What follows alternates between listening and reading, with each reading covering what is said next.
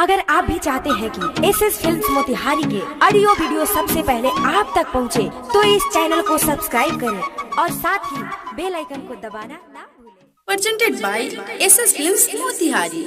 Music by Saurabh Ismail. चोलिया ले गइल जंगला पटंगला से चोलिया ले गइल कौया चोलिया ले गइल पावे जंगला पटंगला से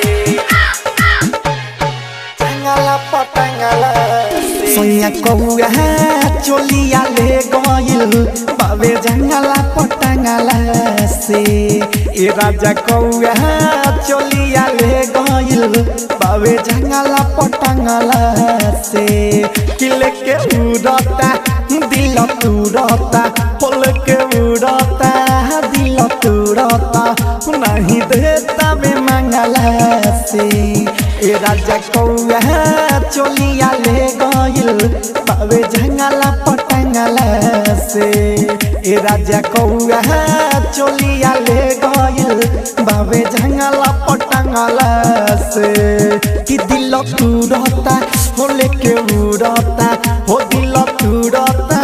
लेके उड़ता नहीं देता वे मंगला से ए राजा कौया चोलिया ले गइल बावे जंगला पटंगला से जंगला से कौया चोलिया ले गइल चोलिया ले गइल कौया चोलिया ले गइल बावे जंगला पटंगला से हाय सैया घरवे बिनु सरवे रही पसरले हो रही पसरले हो अचकियाइल ना बुझाइल चुचाबा मरले हो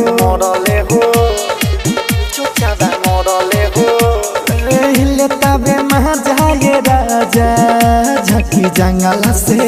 हो जंगला से ए राजा जंगला से कि सैया घरवे बिनु सरवे रही पसरले हो अचकियाइल ना बुझाइल चुचाबा मरले हो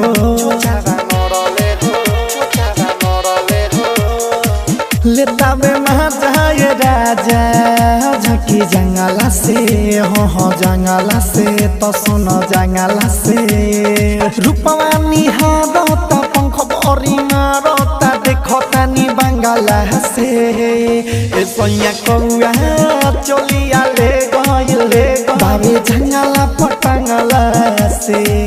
ए राजा कौया चोलिया ले गइल बावे जंगला पटंगला से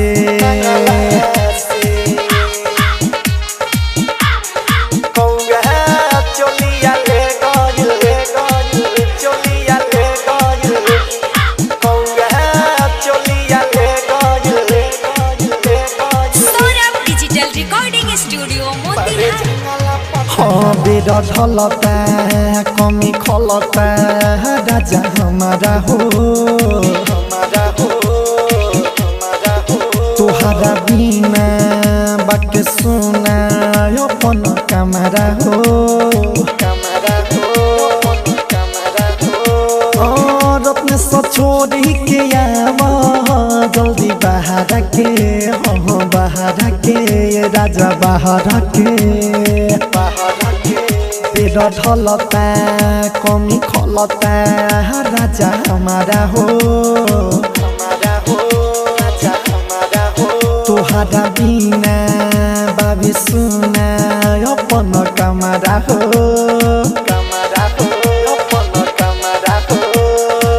सुधीर छोड़ी के आवा जल्दी बाहर के ये राजा बाहर के सुनो तनी ताना ये परदीप दीवाना सौरभ दुखे आँख जगला से ए सैया कौया चोलिया ले गइल बावे जंगला पटंगला से ए राजा कौआ जंगला पटंगला से। Saurabh digital recording